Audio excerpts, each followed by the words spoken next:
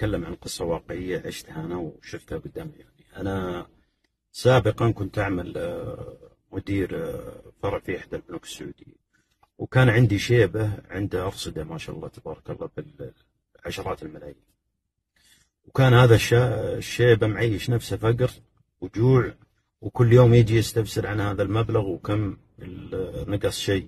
المهم الشاهد من السالفة أنه توفى هذا الرجل، وكانوا أبنائه ما يدرون. رحت عزيت لهم وقلت لهم أتمنى إذا انتهى العزاء تمرون لي في البنك اللي عنده صك حصر الورثة، لأن حساباته موقفة. المهم بعد أسبوعين اتصلت عليهم وقلت راجعوني في البنك. قالوا إذا تطلب أبونا شيء ترى ما إحنا مسددين ولا عندنا شيء. المهم قلت تعالوا، المهم ما قنعتهم وجوني. المهم أول ما جاب طبعت كشف حساب وأعطيته اللي عنده صك حصر الورثة هو أخوه، الاثنين بصوت واحد. أقسم لكم بالله والله العظيم إنها حصلت قدام عيني.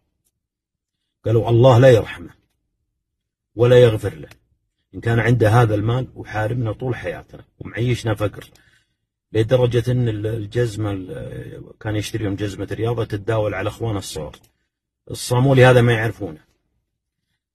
المهم إن هم اللي تمتعوا بالمال وهم اللي انبسطوا وهم اللي عاشوا الآن. طبعا هذا الشايب لا هو تمتع في حياته ولا عين من يترحم عليه في آخرته في قبره. رسالة لعبدة المال وحراس المال: تمتعوا وعيشوا أبنائكم في خير ونعمة، لا تحرمونهم من شيء.